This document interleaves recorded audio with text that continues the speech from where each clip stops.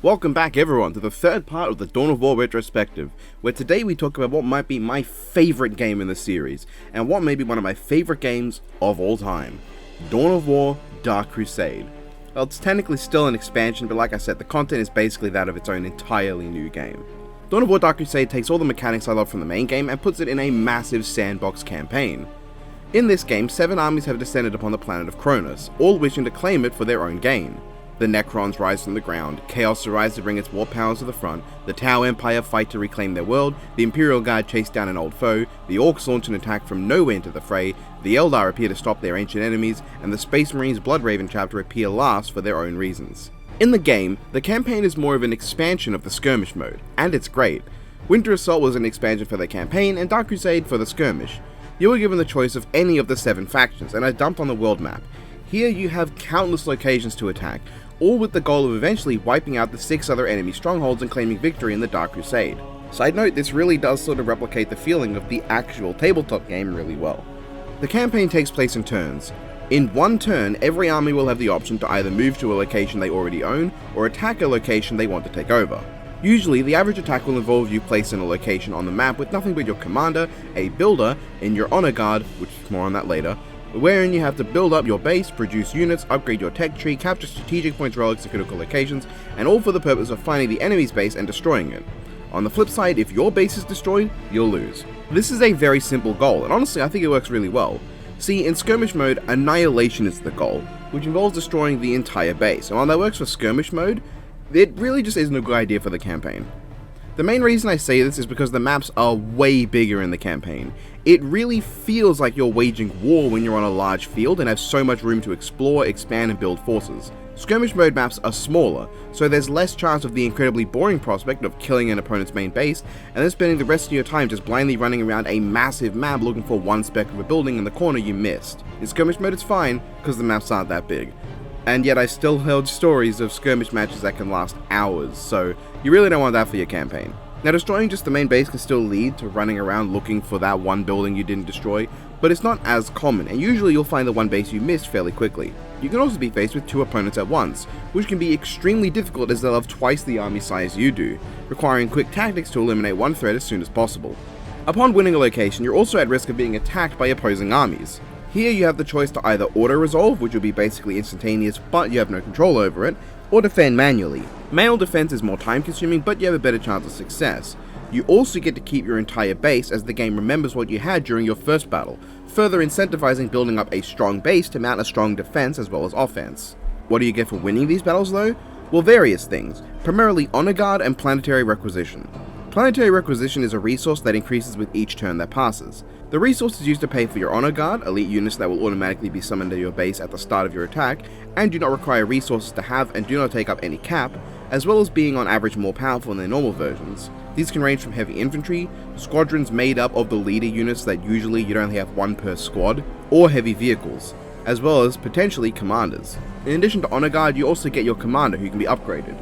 Fulfilling certain conditions, such as winning a number of battles, getting a certain number of kills, or literally ratioing your opponents grants you war gear, which can be used to upgrade your commander, the upgrades themselves varying in design depending on the army, be it the all-ranged upgrades of the Tau Commander or the eventual Demon Prince transformation of the Chaos Commander. But there are other rewards to be gained too, including higher starting resources per battle, having a greater squad and vehicle cap, the ability to attack twice in one turn, the ability to use planetary requisition to start your base with multiple buildings already in place, and the ability to attack any non-stronghold location on the map from any location on the map. Some of these even have unique battle conditions to actually claim. For Fury, which allows you to perform 2 moves in one turn, you have to kill a certain number of enemy units before they kill enough of yours. For forward bases, you are given an absolutely gigantic army and are tasked with wiping out every single building the opposing army has on the map. For Spaceport, which is the one that allows you to go anywhere on the map, you have to collect special servitors placed around the map. These all grant a level of variety to break up the continuous stream of normal battles and are super fun, but nothing is as both fun and challenging as the Strongholds. Heavily fortified locations that each possess unique traits, win conditions, and incredible difficulty. Each also plays to the strength of their armies. The Tau stronghold is focused on ambushing the enemy, setting up a stronghold where their enemies walk into the line of their guns, and as an army with a good deal more focus on the structure of their general civilian livelihood than a lot of other ones, it also takes place in a city. The Eldar stronghold relies on using other armies to fight for them and trying to evade, misleading their enemy with a fake base and trying to run instead of fight at the end of the battle. The Necron army is a gauntlet of ethereal, otherworldly powers. More Necrons rise from the ground and they use their catacombs to get across different parts of the map quickly. The Orc Stronghold is a barely strung together series of small armies, all having it at you. The Chaos Stronghold is designed to make you walk into the blood altars of their god Khorne, sacrificing your troops to empower them. The Imperial Guard Stronghold is just a heavily fortified location with multiple camps built around an Imperator Titan cannon, which is a super big vehicle.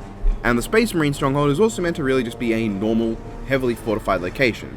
However, they can also bombard you from orbit and deep strike large amounts of their troops to any location, while also having relics of their chapter nearby. Hell, these strongholds are so well designed that completing certain objectives actually gives you unique benefits that play into the structure of the map. Take the Tau Communications Array and you can see infiltrated units in any area on the map through the fog of war. Take out the Orc and Chaos distractors from the Eldar and you get new units who were blocked off from being contacted previously. Capture Necron locations and you can use their own catacombs to navigate. Destroy the Orc war banners and the Orcs turn on Gorguts and will fight him as much as you. Take out the Chaos altar and the tortured troops will get back up and fight with you. Capture the Guardsman Titan cannon and you can use it yourself. Take the Space Marines orbital relay and you can aim their own orbital cannons against them. Beating the strongholds doesn't as much get you a reward as it does take you one step closer to winning the game. See, you don't actually need to take out every point on the map, only the strongholds. Everything you do is essentially building up your army until you're able to take those strongholds on, kind of like an actual war, taking out important locations to fortify your position and gather resources so you can strike your critical blows and take out the opposition. The game also has a surprising amount of cutscenes throughout it. There's an opening cutscene for each army, an ending cutscene for each army, and an opening and ending for each stronghold. You also get fun banter in these strongholds as well, with characters talking shit at the start and often near the end too, as well as getting to hear the enemy commanders reacting to what you're doing. This game has a ton of replay value, with 7 potential campaigns, all of which can be played differently depending on the army of choice's strengths, and with different banter to be had, as well as different screens for post-stronghold victory. This game also just has a lot of nice polish to it. There's a lot of small details to fit in with the world. Like, the Necrons don't speak for the most part, so they have a pariah as a dedicated speaker. The pariah is one of the few Necron units that potentially could speak. They are combinations of living flesh and metal after all, and that living flesh also means that when you're on the Chaos Stronghold and Eliphas is talking about getting blood for the Blood God, only pariahs will appear, as they are the only Necron units that actually have living blood. Hell, you can even click archive and see the history of every single location on the world map. It's so pointless, but it's such a nice detail. Additionally, there is one major gameplay change I noticed. Elite units are now limited, and this is a good thing. In the previous games, you could have basically replaced your entire infantry with elite units that hit way harder with no limit. But this time you actually have to consider them. Do you want to bring out a squad of Assault Terminators there? Is your only squad, and if you do that, it may be difficult to move them to another more useful place for them to be used later if they need to. The game isn't perfect though. Obviously, for anyone looking for a more linear story-based game, this is just not for them, and the field of view is...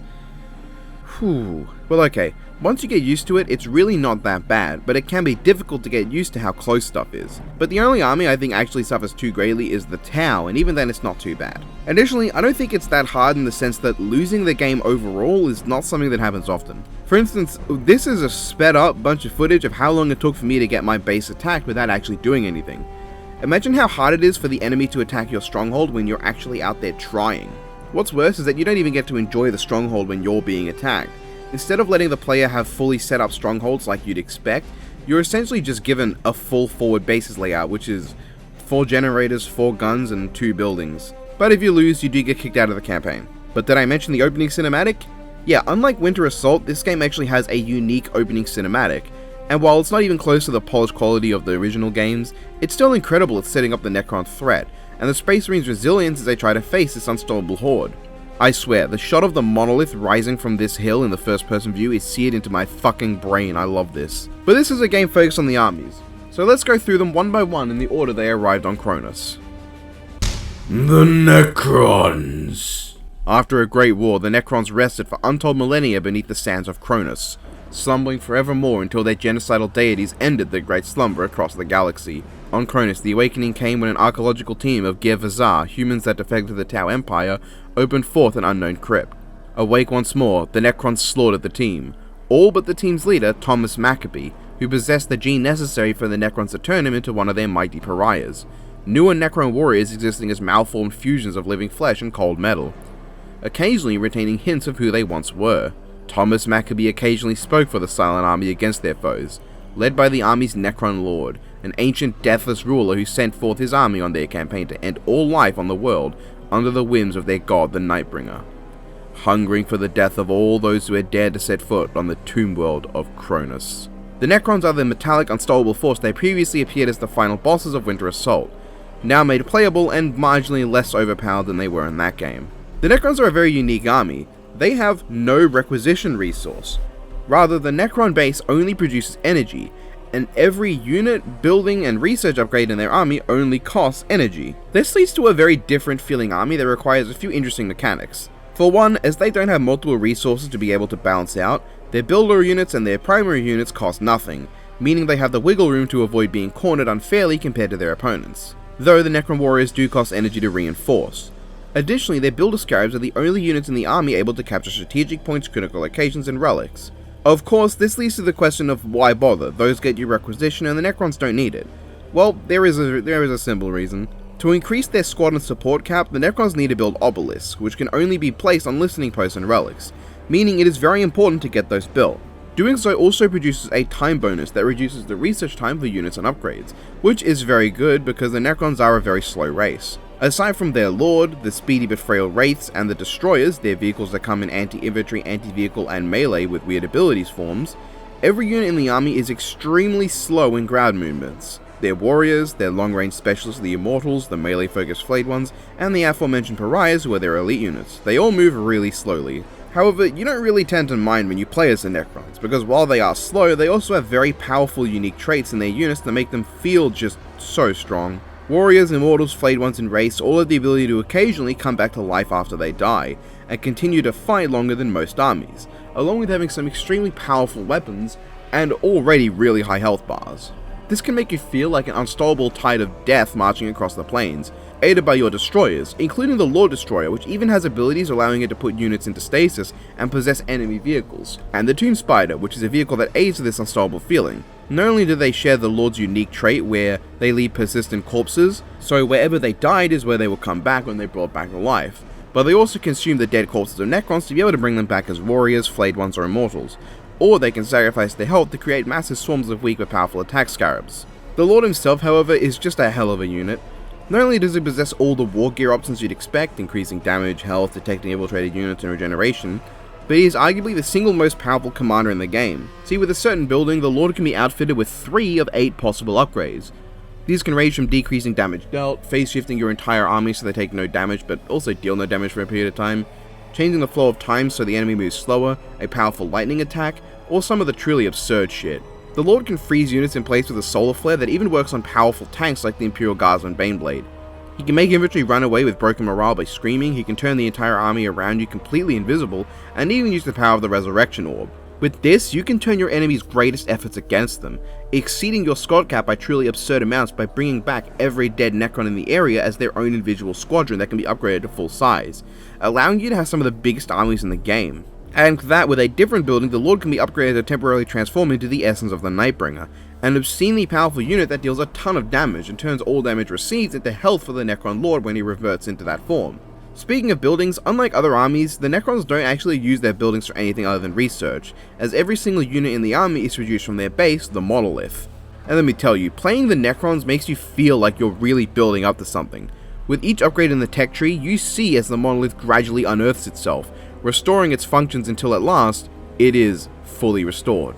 The restored Monolith is one of the slowest units in the game, but also one of the most powerful, doing absurd damage with this big exploding crystal and being able to teleport. If you use it right, you can teleport it directly into an enemy base, and use the Necron Warriors and Flayed One's ability to teleport to any building, immediately sending them to wherever you put the Monolith to support it. And to counter the little problem that the Monolith is still your base, and if it's destroyed you lose, not only can you build multiple bases, but it will also teleport back to its original location if it is heavily damaged, making it difficult to actually put down. Also, the Necron's theme music is really ominous. It feels like it starts with the resurrection of the army, with a build-up of suspense leading to them rising from the ground, wherein it turns to unstoppable, foreboding energy as they march towards you, an unfeeling wave of death that cannot be stopped by even the hardiest of fighters. The longer the theme goes, the longer you face the army, the greater their forces become, the rate at which they rise faster than the rate at which they fall, an ever-growing threat. All armies in this game also have unique tracks for their strongholds.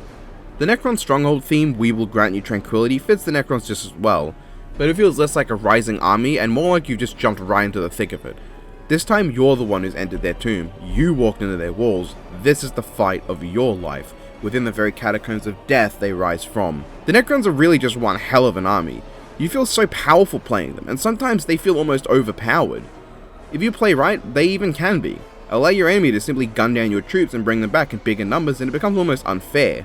Should the Necrons use this unfair advantage to win the campaign, they bleach the world of Cronus, from the armies that once fought them down to the very microscopic bacteria the world possesses.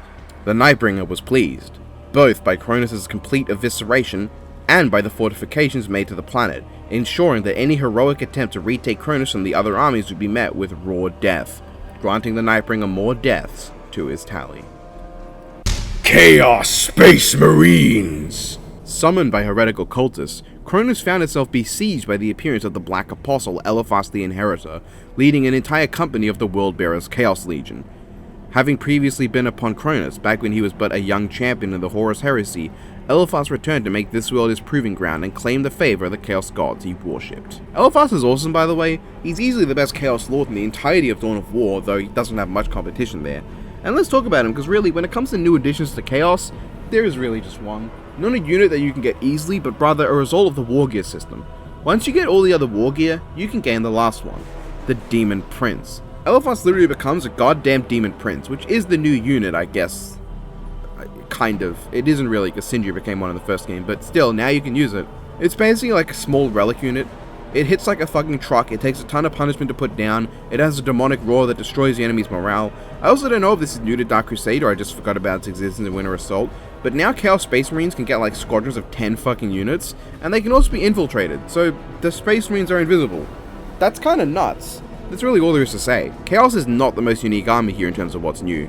But even with nothing more than a Demon Prince added, Chaos remains a powerful army, and should they win the Dark Crusade, the very earth beneath their feet would crumble and crack, the foul energies of the warp bursting from within.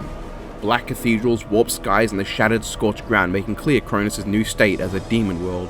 The population turned either to Chaos' blasphemous faith, or used as fodder to sacrifice for the Blood God. This would not be the end. The Chaos Space Marines would call forth legions of foul beasts and begin a campaign through the Ultima Segmentum, heading towards Holy Terror itself, attempting to seize the very home of the Imperium and begin their darkest hour.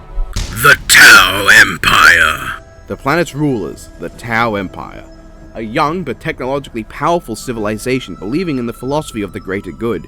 Led by the Ethereals and aided by various alien species that have joined them, including the Kroot, Vespid, and even traitor humans to the Imperium, they are separated into the castes of Fire, Water, Air, and Earth. The Tao Empire is one of the quickest spreading armies in the galaxy. Seeing the influx of enemies on Cronus, the Tau couldn't allow their thriving colony to fall to these forces. The Ethereals sent one of their own, Ornel Shorez, along with the military leader Shazot Kais, student of the legendary Commander Puretide. Sending their main base within the city of Ordesh Tassin, the Tau begin their campaign to take back the planet for the greater good. The Tau Empire are the second new army on the block, and the most new as this is their first appearance in the Dawn of War franchise at all. The Tau is certainly an interesting race to play, as they're the only army with a split tech tree. The Tau's primary forces can mostly be separated into two groups, the Fire Caste and the Alien Auxiliary. The Fire Caste is made up of Fire Warriors, Scouts, and Pathfinders, who are all very long-range units with very powerful guns but piss-weak melee attacks, supported by broadside battlesuits who work as mobile turrets that can entrench anywhere and unleash wave after wave of railgun fire, and crisis battlesuits who can fly around and support infantry with flamers and missile pods. The auxiliary units include primarily the Kroot, the Carnivores, who are very large squads of melee units who can be upgraded to leap at their enemies, backed up with Kroot Hounds, the powerful Krootox gorilla things, and led by the Kroot Shapers. They're also supported by the Vespids, flying bug monsters that are elite units capable of destroying buildings really fast. The Tau also have some pretty beefy vehicles. The Skyray missile gunship can unleash a massive payload of missiles, and it's really cheap in terms of vehicle cap and cost. The Devilfish transport is right in the running for best transport in the game alongside the Chimera, though more because of its being invisible as opposed to raw power.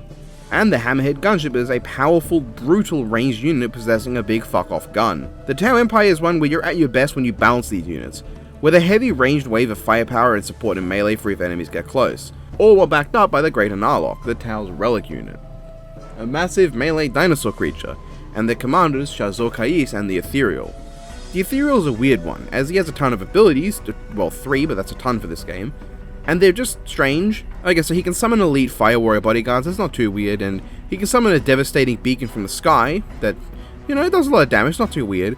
But what's really strange is that he can clone any of your units, creating a limited time distraction that does no damage, but will look no different to normal enemies to your opponent. It's honestly very good for distraction and scouting without wasting resources. Kais meanwhile is interesting.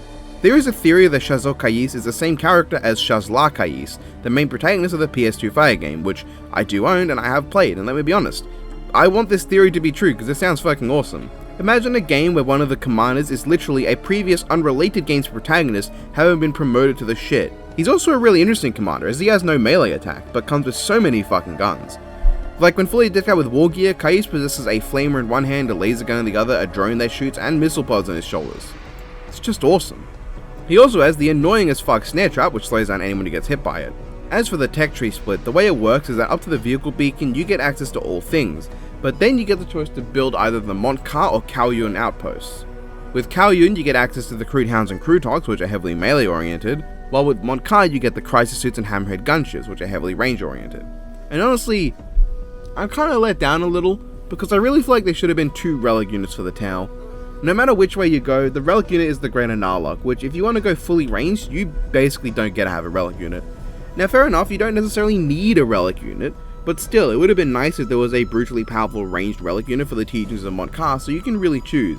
Especially because it feels like the Greater Narlock is a bit underpowered for some reason. I don't know, it just never felt like the Greater Narlock matched up to any other relic unit in the game in terms of utility or power. Also, this tech tree split means there's no room for a turret, which is of course why the broadside battlesuits function the way they do, to work in place of dedicated turrets. But this does mean that where most armies would have turrets in their bases, when you're fighting against a Tau, they will strangely have a ton of listening posts placed around where there are not strategic points. It's just odd. What isn't odd though is their voice acting and their theme. The Tau voices are pretty good, not standouts among the game and lacking any real punchy quotes beyond the Montkar vehicles, but they're overall good. The Tau's music is very Eastern inspired, using a lot of instruments primarily from that side of the world, and it fits perfectly. After all, the Tau clearly takes some level of aesthetic inspiration from the likes of Gundam, and I do love their look, matching how their culture is sort of based in the East as well. It has a very pristine and elegant sound to it, as does their Stronghold theme Our Own Rights, coming together to make a perfect sound that matches the Tao Empire better than their tech tree mechanic does. Regardless, the Tau are a very powerful army with a hell of a lot of firepower and stupidly long range. And whether you go Montkar or Kaoyun, the Tau are more than capable of winning the Dark Crusade, breaking all enemy strongholds, securing it for waves of colonists to arrive from across the Empire. The human settlements, however, would suffer for their treachery. Having accepted the Imperium's return, they would now be subject to re-education. A decade after the Dark Crusade, even leaving the humans to a population of less than 1% what they once were. The greater good enforcing single-gender re-education projects and potential sterilization of the populace. By the time the Empire had taken the world fully into their grip, the human population was little more than a footnote before the Tau colonists. Imperial Guardsmen! The Imperial Guard arrived on Cronus in pursuit of the Eldar Farseer Taldir, led by the General Lucas Alexander, who claimed the abandoned city of Ironworks Bay as his base of operations, renaming it Victory Bay and finding within the Hellstorm cannon of an Imperator-class war titan.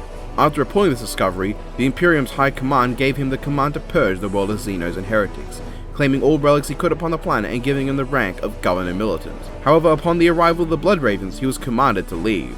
Standing strong to his command, Alexander denied this, and would fight meter by bloody meter against even the Space Marines for the sake of the Imperium.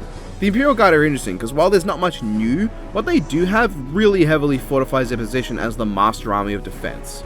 First off, the war gear Alexander has is quite interesting, as while he has the normal health and attack upgrades, he also has war gear that allows to add a special Kassakin bodyguard to his squadron, and also a sash that increases the global morale of guardsmen, and even increases your requisition gain rate. But also, the guardsmen have the added extra of a long-range scanner that can reveal any location on the map to them, as well as the heavy weapons team.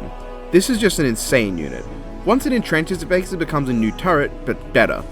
Because you can upgrade to either a lasgun if you're a fucking loser, or the autocannon, which just shreds anything that gets near it. I'm serious, this weapon is absolutely insane.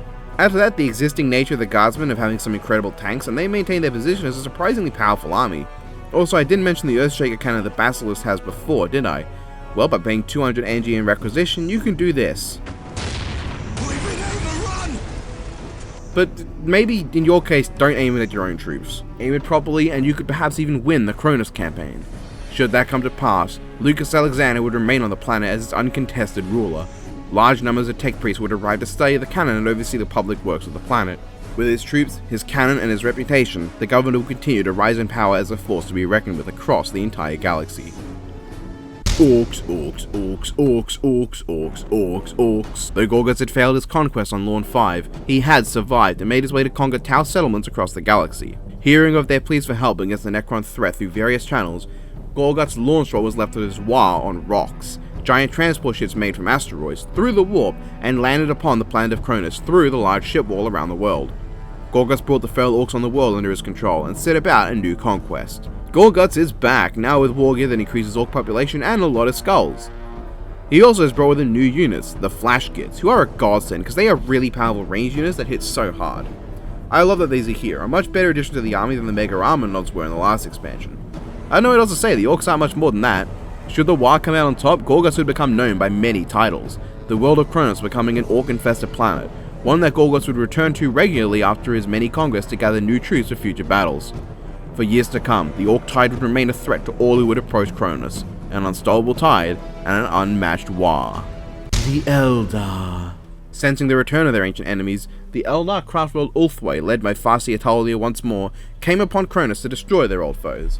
However, the world was just beyond the edges of their warp gates, and as such the Farsia had to take her own race ship, the Vision of Lilith, hid at the edge of the system, whereupon an advanced squadron would build up gateways linked to the vessel. As the world was chaotic and mad, the Farsia had no choice but to abandon her manipulative techniques, and instead wage all-out war upon the other races to stop the Necrons once and for all. The Eldar, once again led by the returning Farsi Atalia the Dreamer, only actually have a single individual that is their new unit, the Harlequin. The Harlequin are interesting, a secondary commander unit that you can have 3 of who are really good at disrupting enemy squadrons. They give their opposition very little opportunity to attack, along with having 2 abilities that aid them in their generally annoying tactics. That's about it. The Eldar remain just as they were, and just as they did on Lorn 5, the Eldar had the power necessary to potentially claim the world, or more accurately, end the lives of all who lived upon Cronus, and then vanish like phantoms. The Eldar left the world upon their wraith ship, leaving behind an anarchy-filled planet littered with corpses and destined to be nothing more than a backwater world at the edge of the galaxy. Was this the intention of Taldia? Much like her fate, such would remain a mystery forevermore. Space Marines!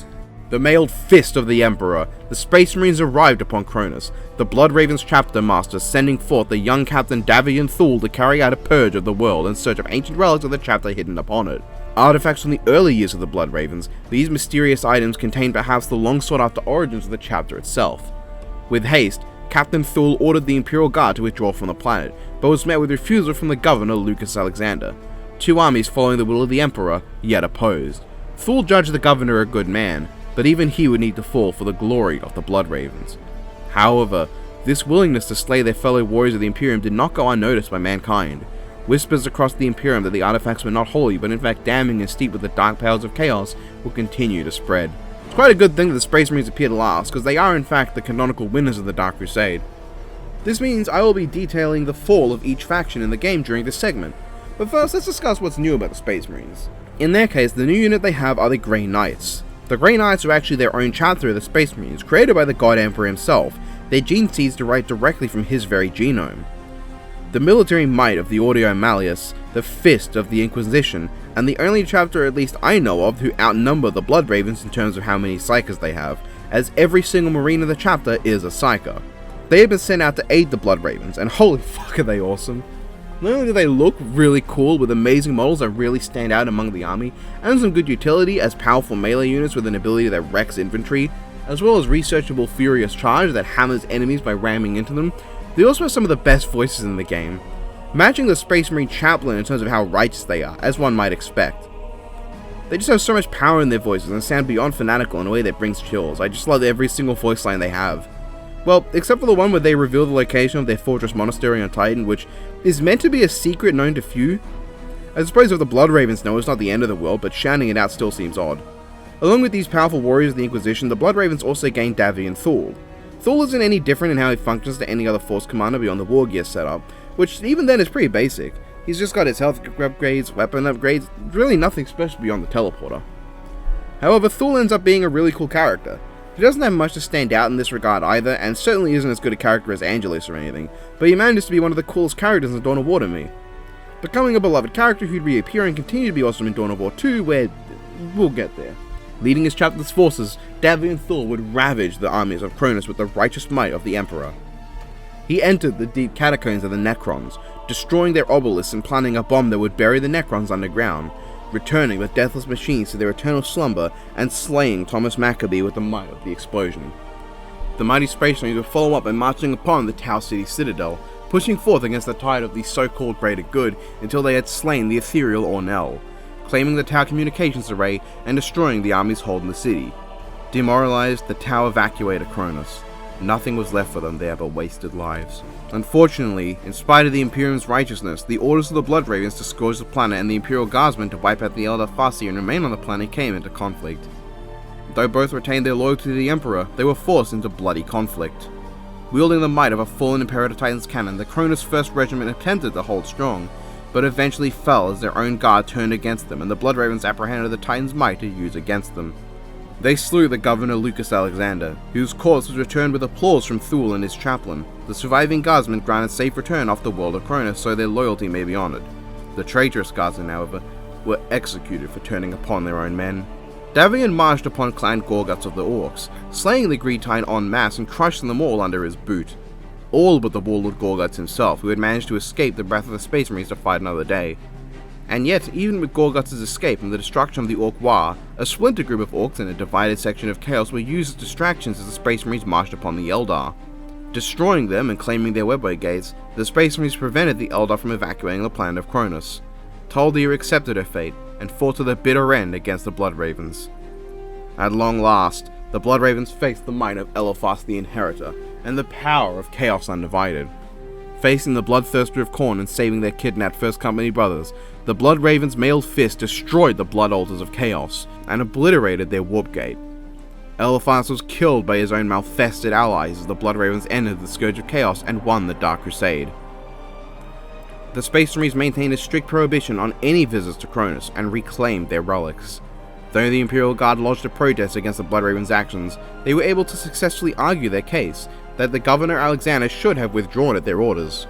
Despite that, the Inquisition retained a close eye on the Blood Ravens after this, neither them or the Guardsmen ever truly forgetting their actions. In years to come, the truly darkest point of the chapter would arrive.